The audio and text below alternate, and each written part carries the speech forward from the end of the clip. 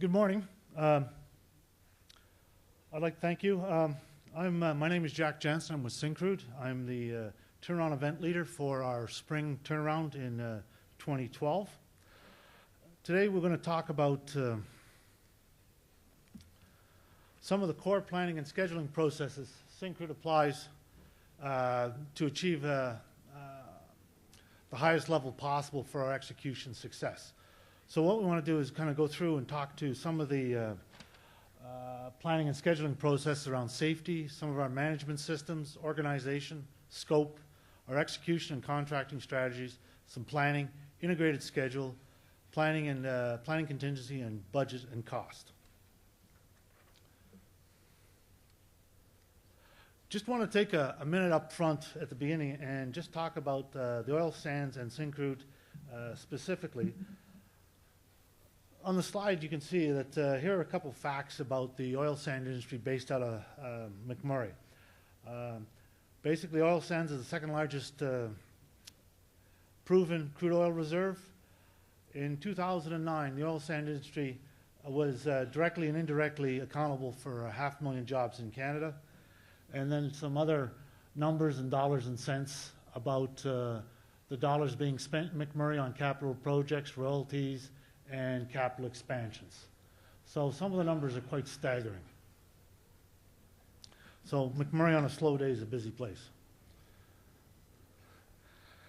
Just wanted to sit down and Syncrude's a joint venture. This is the pie chart showing our owners group and their equity share of the Syncrude joint venture. So the largest is Canadian Oil Sands, followed by Imperial Oil.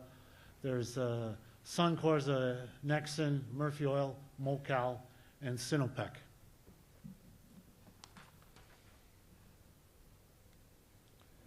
Syncrude creates value.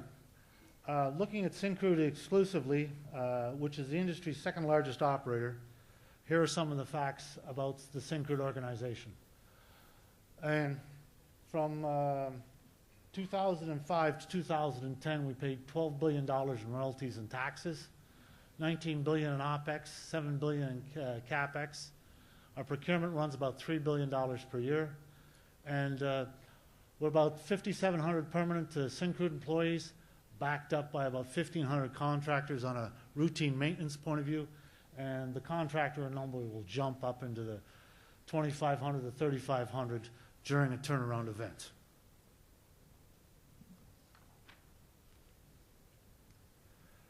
The turnaround majors and majors organization, which I belong to, our organization is about 80 full-time people from small projects, some small project execution, planners, schedules, execution leads. On average, over the last several years, we've done about 1.5 million man-hours of turnaround work each year. And with the completion of our current our fall turnaround project, Polaris, we crossed a major threshold of 9 million workforce hours lost time injury free.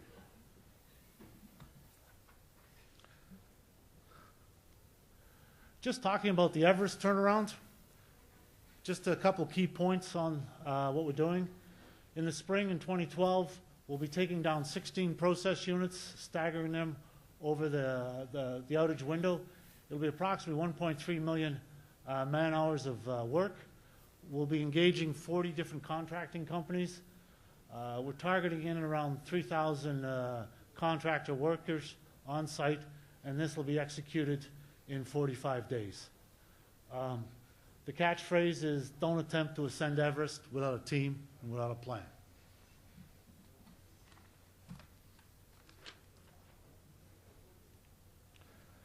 This is just a list of the various process units that will be coming offline in 2012. The major units would be the fluid coker, the vacuum distillation unit, as well as the sealed boilers and electrostatic precipitators. And then there's a bunch of additional support units that will be coming offline as well in that outage period. Getting back onto track on the subject, the original title of the paper was Implementing planning and scheduling processes to achieve world-class turnaround. And what we wanted to ask ourselves is, how's a success of a turnaround managed or measured? This is a table that comes right out of our turnaround basis memorandum document, which is our alignment document with management, the business teams, and turnaround. These are the goals that the Everest turnaround is expected to meet or exceed. So the 5 key goals: the safety, the duration, cost, quality, reliability. We have our Everest goals, and then our boundaries for success. As you can see, safety is at the top of the list, and that's where it stays. These turnaround goals will be managed or measured against each production unit, each business team, and against the whole turnaround event. So we always look at this at multiple levels.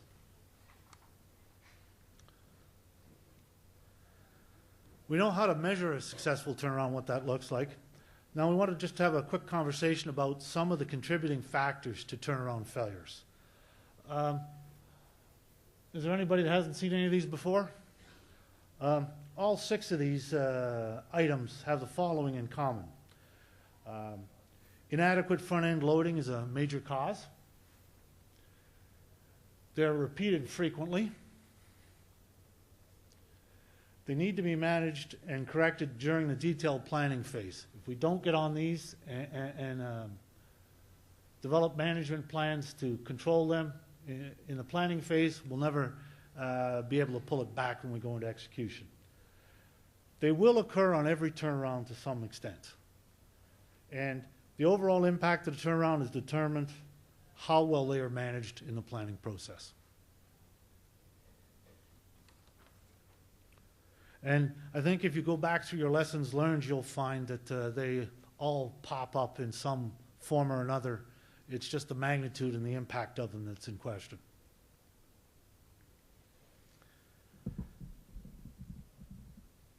Safety. There's an old safety slogan that says, "Safety doesn't happen by accident." Well, this is a clever play on words. It is to the point. A safe work environment does not just happen. It needs to be created. And so one of our key planning deliverables is our safety plan. It does a number of things for us. One is it helps us focus our behaviors so that with the least attentive worker coming through the gate gets the message and understands his expectations. It's not something that can be done just before going execution. You have to have a plan like anything else you want to be successful at.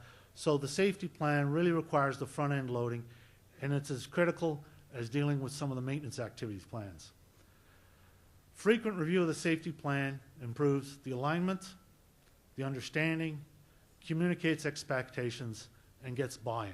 So it may seem that as we advance into the execution window, the safety plan comes out and gets reviewed over and over again. It's solely for the understanding to be set in stone through multiple repetitions. And the quote at the bottom, always ask, is there a safer way? And that's really one of the fundamentals of our planning process.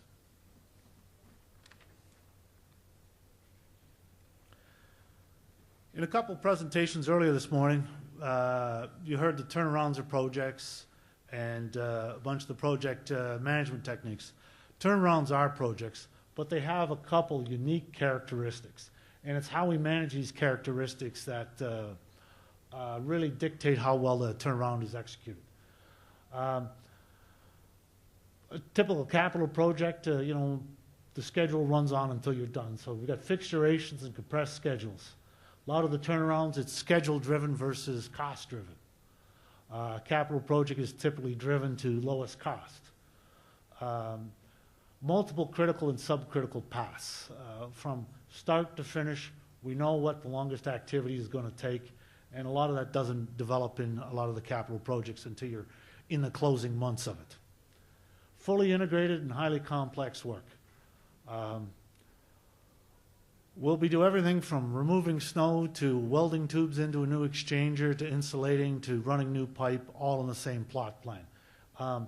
It's the large number of different types of work going on in a confined space, not confined space, in a small, tight space that really drives this fully integrated aspect of it. High potential for significant discovery work. This is one of the ones that you see come back and again. It's discovery work, added work, scope gets added in. Capital projects do a good job kind of locking this down because they don't accept anything that's not in their mandate. But in turnarounds, you cannot return the equipment unless it's going to run reliably for the next turnaround. So this drives a significant focus. And just increased exposure for safety incidences. The schedule, the timing, the multiple points to focus on all drives the potential for increased safety incidents. So we talk about specific planning and scheduling processes are needed to manage that uniqueness.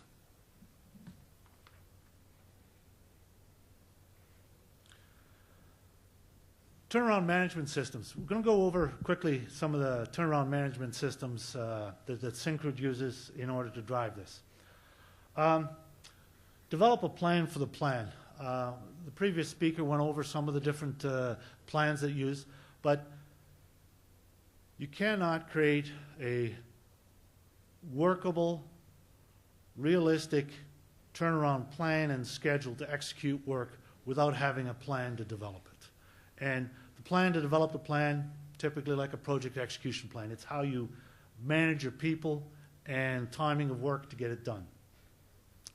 The next item is functional deliverable milestone plan.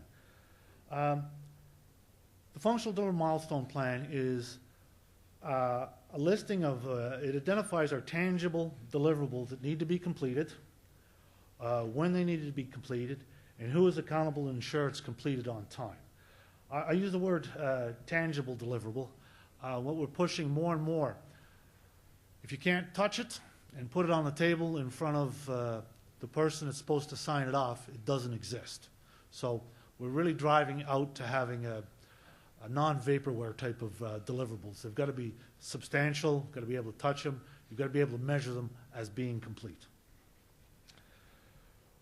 We use a RASCI chart for accountability. Basically, we have milestones. Those milestones have a position that's driven for both accountability and for responsibility.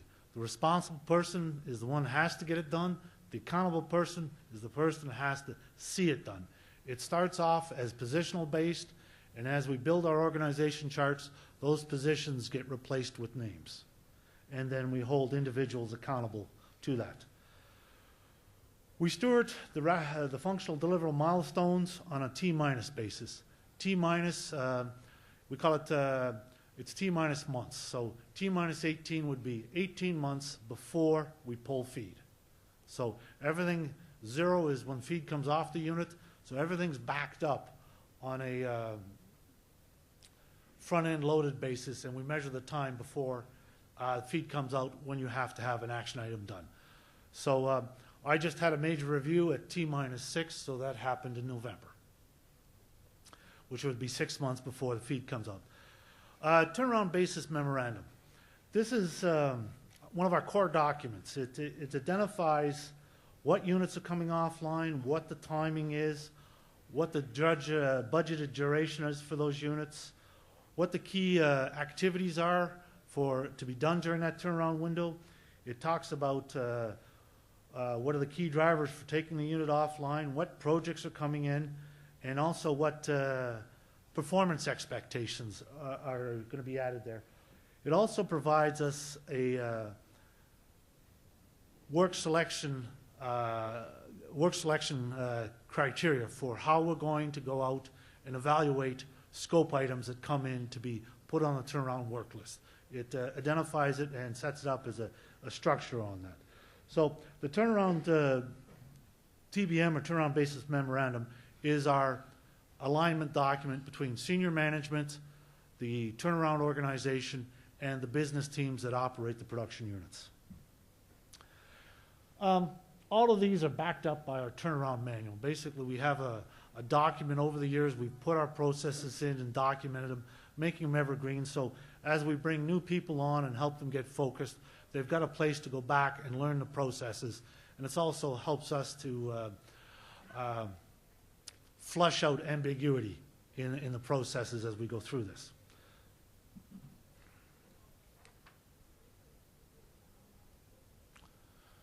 Continue on with our turnaround management systems. We have what we call a task or a turnaround steering committee meeting on a monthly basis. That's a meeting between the business team leaders, the functional managers, and our senior site executive. The task meeting is where we steward to the senior executive our progress against our functional milestones in our milestone plan, where we review and update mitigation plans that we've had to put into place where we failed to meet some of our milestones. It provides us an opportunity to discuss with the site executive our cost and schedule updates and provide them updates as we progress through the planning process. But it also, one of the things that's really provided value over the last year for us, it's allowed us to identify opportunities for senior management to help remove roadblocks that are stopping us from meeting our commitments and our timelines. So that's our task, and that happens monthly. The next item, we have 3 external cold eye reviews during our planning and scheduling phase. We have an alignment review at T-minus 21 months, 21 months before we pull the feed. The alignment review really assesses our preparedness to take on the turnaround and make sure that the supporting milestones are in place and that we verify our alignment between the key turnaround deliverables and objectives. So this is to make sure that the management philosophy and the management team is all thinking the same plan. The next item is our preparation review. It happens at T-minus 16. The purpose of the preparation review is to assess our readiness to move from preliminary planning into the detailed planning phase of the turnaround. It makes sure that we've collected budgets, project scope is integrated, that all the work is properly identified, and we're starting with a approved, justified, and validated work list. Is one of its main deliverables. The readiness review at T-minus 16, it really assesses our readiness to move from the detailed planning and scheduling phase into our execution phase, where we're doing our final schedule optimizations, getting the contractors onboarded, and then going out and starting our pre-work. Those at a high level are the management systems that we're using at Syncrude. Wanted to talk about organization. The turnaround organization structure is highly matrixed. Almost all the functional services on site at some point in time have to contribute to the turnaround organization resources, knowledge, skills, in order for us to plan and schedule do the detailed planning and scheduling. So the event leader is kind of the focal point to make sure all of these pieces and the different functional groups are supporting with the right resources at the right time, delivering the agreed to deliverables, functional deliverables.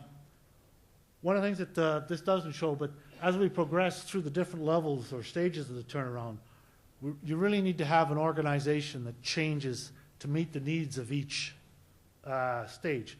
So at our kickoff and alignment, really where we do a lot of our philosophies and our scope development, that's a very small team, very highly matrixed out. We'll progress into detailed planning or preliminary planning, which brings on a few more planners. It'll have a separate org chart. Then in getting into the detailed planning and scheduling, where we have a full org chart bringing process, technical planning, as well as execution into the organizational fold. And then from the detailed planning schedule, we get into our execution org chart. We started a little smaller with our pre-work, and then it balloons out to our full field execution org chart. So one of the things that you've got to do is that one organizational model doesn't fit all of the stages. They all have different focuses, and you've got to make some adjustments for that.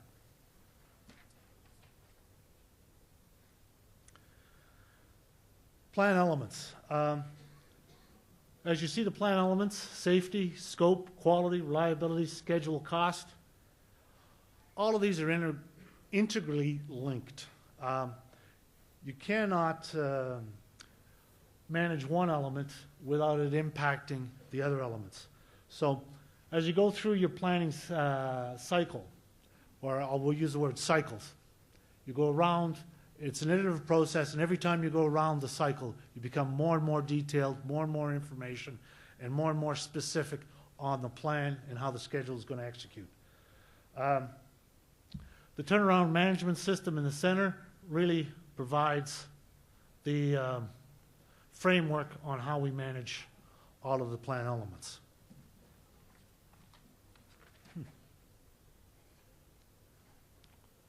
Scope ownership.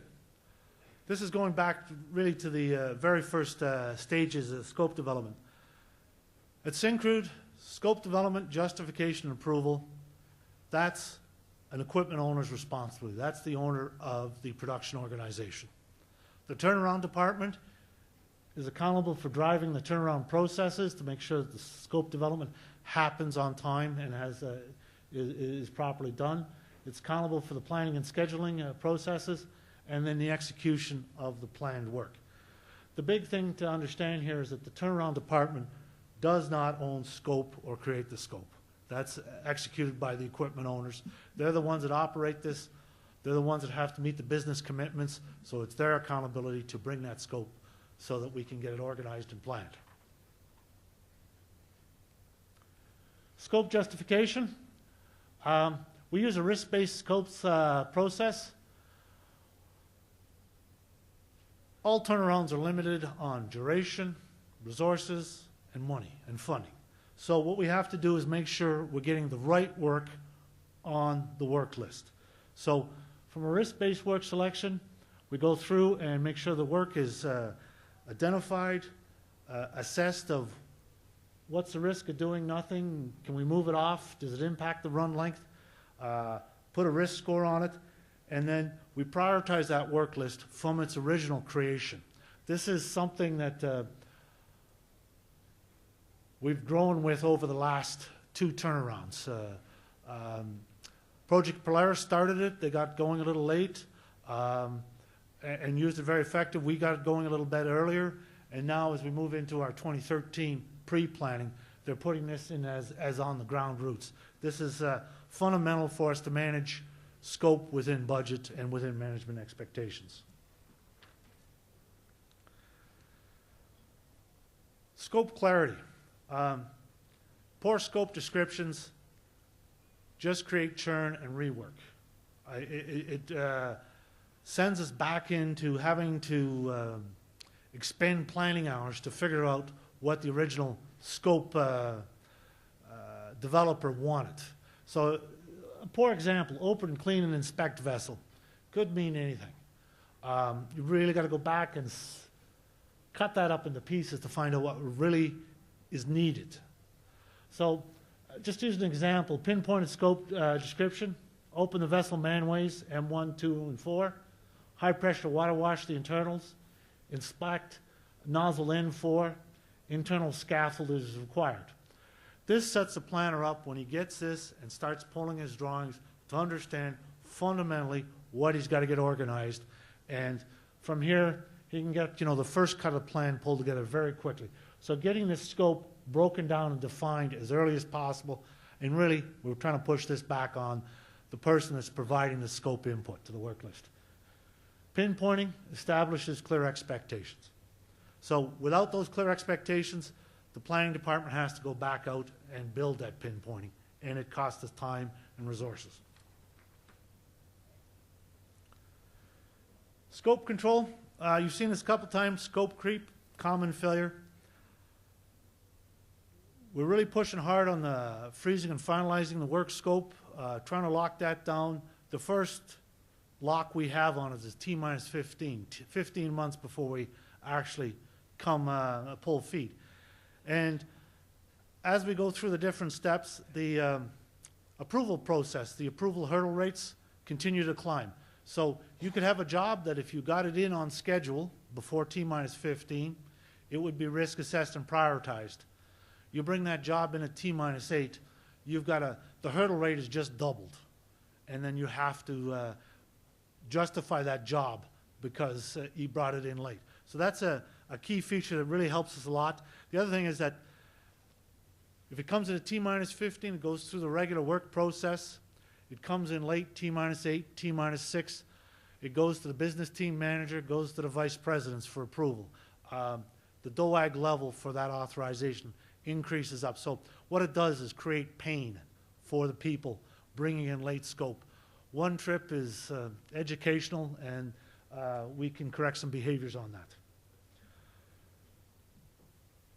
The formal and rigorous change approvals we just talked about.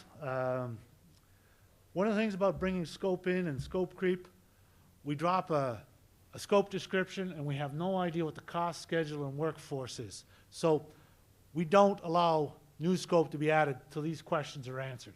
Do we know the cost? What's its schedule impact? How much workforce is this additional piece of scope going to cost us? And then the last item is maintain a trend log. Work that gets canceled gets on the trend log but says canceled, because it's a cycle. You've seen jobs come back 2 or 3 times and it's still canceled.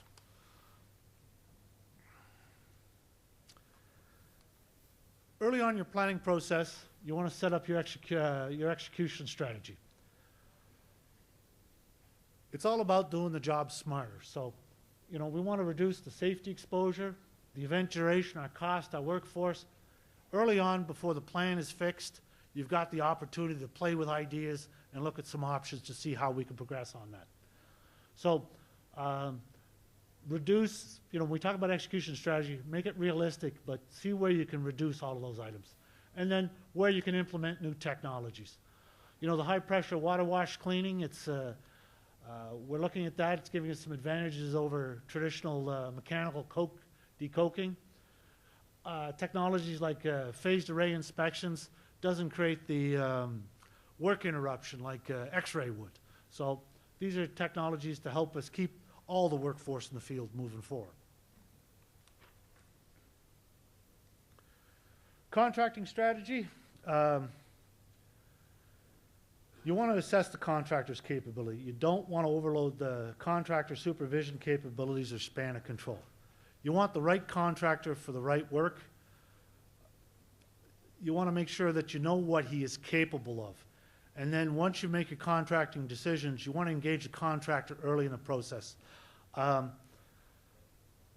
contractors, the field people, their field leadership have some good ideas, and more cooks do make a better plan. The second item there, seek the best, particularly quality and experienced leadership.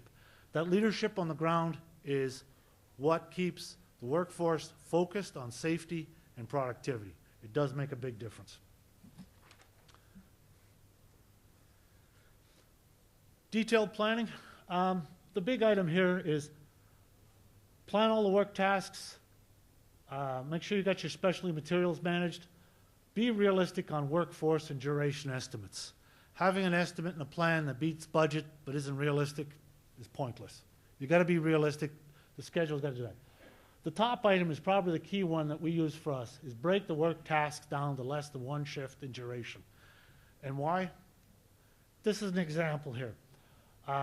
We talk about, this is an exchanger. We've got 24 hours to open an exchanger. And then we've got 48 hours to pull, clean, and inspect and push a bundle. Then we got 24 hours to close the exchanger. It's more like a Gantt, but it's up there in the schedule. But when you look at the work tasks, can they be properly resourced? All of those tasks have 5 or 6 trades who will be only partially utilized for that period. Can it be optimized? Pull, clean, inspect, bundle. There's a bunch of tasks that can actually be done concurrently there that by putting it in one task will let people make a mistake in thinking it's sequential and push the duration out. The last item, execution progress, can be accurately measured. One of the problems we run into is when the contractor or our own people come in and say it's 60% done. And then night shift says it was only 50% done. And you want your task broken down. It's complete or it's not complete. It's a simple decision. It's not, you can see it's done or it's not done. And so you want to break your tasks down. It helps bring back the information to the schedulers so you get a much more realistic schedule update versus a whole bunch of percentage completions.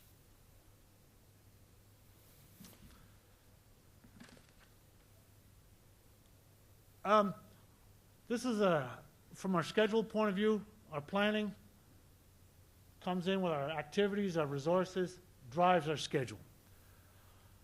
There's two key words up there. One, and integrated, okay? You can't manage if you've got more than one schedule floating around there, and it's got to be integrated. So an integrated schedule, we talk about from the time we pull feed to the time we restore feed. It's got all the work tasks in there. It includes process, it includes inspections, it includes your technical activities, maintenance, project, turnaround. Everybody's on the same schedule. Everybody knows what has to be done. It helps you keep you coordinated. And the schedule incorporates all trades, all contractors, all crafts. This is the cornerstone document that allows you to go from your planning stage up into your execution, where you go from 50 to 100 people up to 3,000 people. If you don't have this with it all laid out, you can't get people engaged and targeted on where they want to be.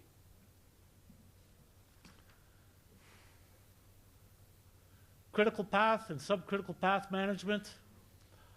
A couple fundamentals here is that the critical path determines the duration of your outage. And you want to drive this as short as possible. So you want to go in there and take a look at the activities and understand that you can execute them as you've laid them out and look for opportunities to shrink that. Two items that come in here. We talk about critical path, and when we go into turnaround, we know what that is. When we're in the turnaround, inspections has the potential of becoming the stealth critical path. You can't see it coming, you can't hear it coming. It shows up, and all of a sudden, all the as-found workers come in. So you want to make sure you get your inspections driven as early as possible that could drive discovery work. And then prepare for critical path change along the way. Sometimes things will change.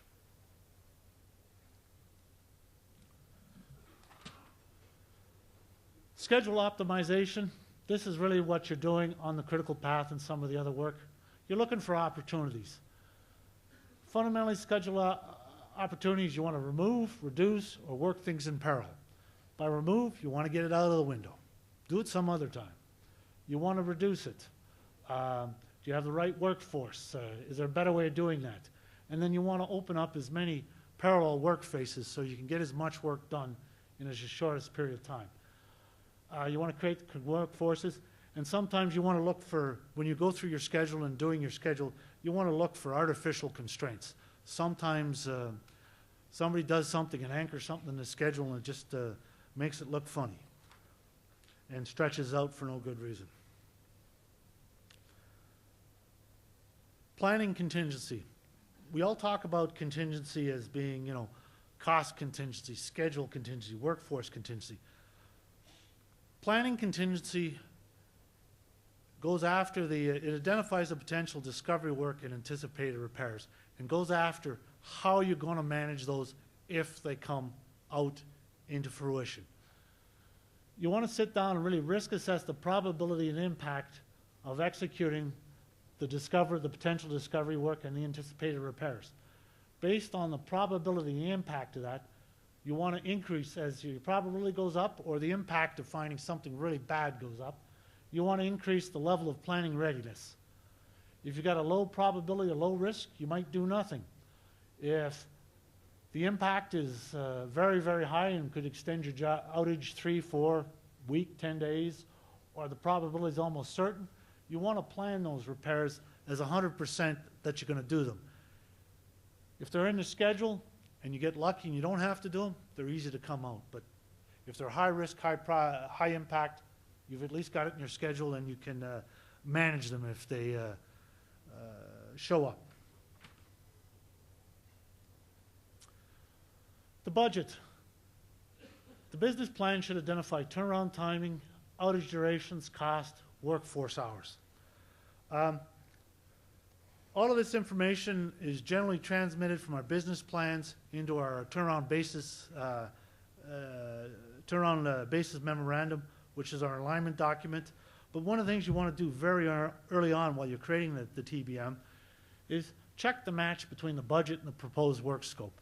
If you're out of alignment here, you've already kind of set yourself up for a very difficult ride to get to any success from day one. You got dollars and more scope that are mismatched. Cost estimates, cost breakdown structure. I'm getting regular cost updates. Complete a cold eyes review around T-6. No surprises to senior management. That is really fundamental. We've been going in, as we've been doing our task updates, I've been going into our senior management telling you, today is July 26th. This is our snapshot. This is what we think it's going to look like. This is what our cost and our duration looks like based on the planning we've got complete to date. Once you get them understanding that that's based on your current level of readiness, you get a lot more support and you get a lot more buy-in. And if you see that, if you're 60% complete planning and things are going off the rails, you've got a chance to pull back in and make adjustments either by securing more funding resources or managing the scope to get back on track. And they'll support you on that because you're not running to them at the 11th hour and saying, my budget's X and my cost estimate's 2Y. So it's very important. And then if you should get into where you have to reduce scope and cost, you've got to make sure that your reductions to your cost estimate are reflected with an equivalent scope and workforce downsizing. If you don't do that, you've just set yourself up for failure because you're still going to execute the scope and spend the money for the workforce. Indirect cost management.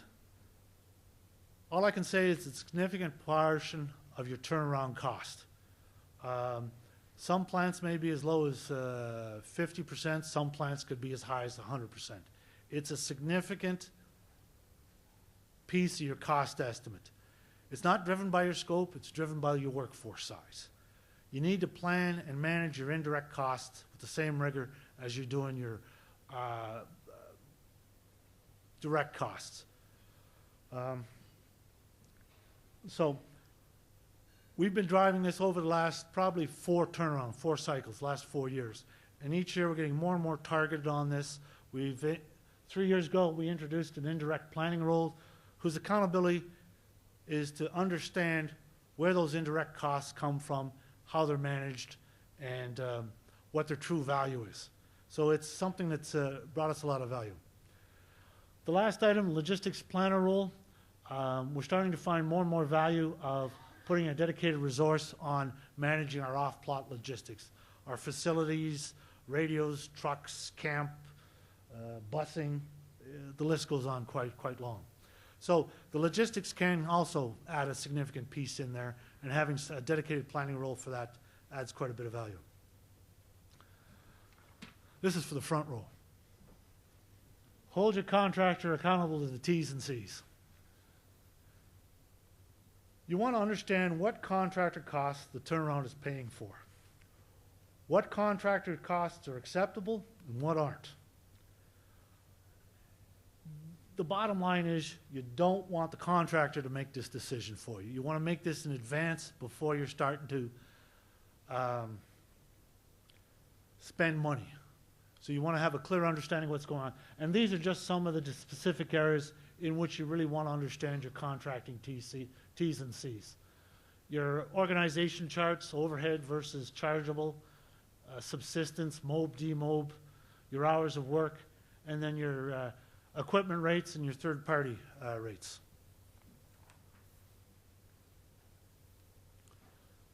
Cost control.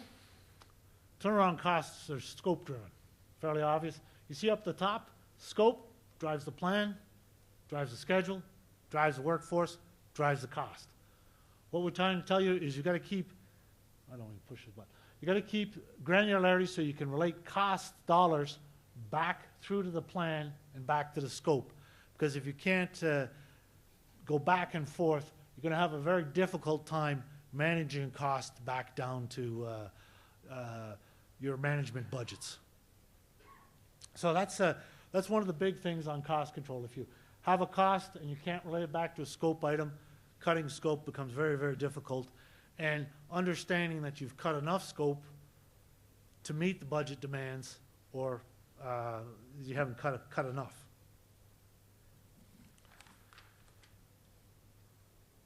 Continuous improvement. One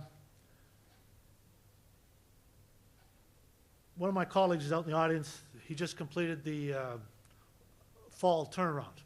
Now his success on the fall turnaround is now my minimum level of acceptable performance. So we've got to continue to improve. We've got to take lessons learned, find out what could be improved, and we've got to continue to get sharper. And with the avoid history repeating itself, again, something that we want to stop. When we see a downside, we want to break that link. And then a well-executed mediocre strategy is far better than a brilliant strategy, which we do nothing with. You've got to turn your lessons learned into actions.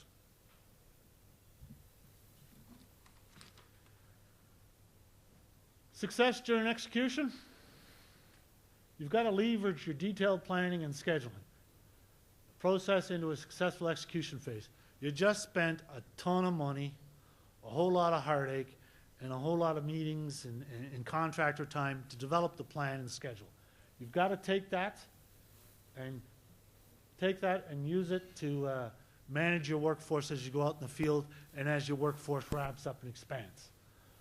Plan the work the plan. Critical path management, if you've got a clear understanding of your critical path, you can follow its development along. Get leverage. Use the integrated schedule. The scope development, the planning, the risk assessments, the schedule optimization all comes out to drive that integrated schedule. That's how you're going to act and behave and follow the plan for the next 52 days. You got to use it. Control scope with a passion. One of my predecessors, the answer was no, when you came back the second time, the answer was still no. So you've got to stop unplanned, late scope from trying to creep in there. The next two items, we've been working very hard. Hold the people accountable to deliver. You've got a plan, you've got expectations, you've spent time and money communicating them. Now hold them accountable to it. And this is something we're getting better at, is celebrating our successes along the way. We found that those have given us success, and we've got to share that success and celebrate it with all our participants. The plan and the schedule is your roadmap to execution success. You paid for it, now use it to make it work. In review, basically the planning and scheduling, the processes, you've got to implement them and use them and manage them. Scope, clarity, control, organization, management systems, the execution strategies, build a better plan and an integrated schedule. Workforce cost and duration cannot be managed without a baseline plan, which is your integrated schedule to measure against. So all of this, you take it, and this is how you continue to drive success as you march through the days of the turnaround. And this is my favorite slide. Any questions? Kind of a two-part question. You talk about responses to the work list where they have to bring the scope to you defined. Kind of a two-part question. So you talk about the sponsors coming to the work list with the scope defined. Wondering how you manage a gatekeeper process, because these are people that aren't accountable to your deliverables. They don't care about your budget. They don't care about your outage length or anything else. And then second part of the question is you're talking about trim and scope. How do you feed that back to the original sponsors? Okay, the second part's the easiest part. When we trim scope, we don't trim scope. We make recommendations to the business team owners, and they endorse our recommendation, okay? So we may go through and provide them, based on the prioritized risk-based work selection and the cost, we'll make recommendations back to the business teams. This is what I think you should go after. They endorse that, or they actually go out and actually run that process. Depends on the individual business team. The turnaround basis memorandum is our agreement, our alignment document with the business teams and the functional managers. Okay? So when we talk about tangible deliverables, they have an expectation. It's laid out clearly in our turnaround manuals. So when it's not their budget, actually it is their budget. We're the stewards of their budget for turnaround. We're accountable to meet it, as we outline in our expectation, but they've got to bring that piece to them because that's part of their deliverable as outlined in the RASCE. And as milestones don't get met, it gets discussed at our turnaround steering committee, our executive level, and they help provide motivations for those people that don't want to live up to the agreement they previously signed. So that's how we go about that. Thank you then. Appreciate your time.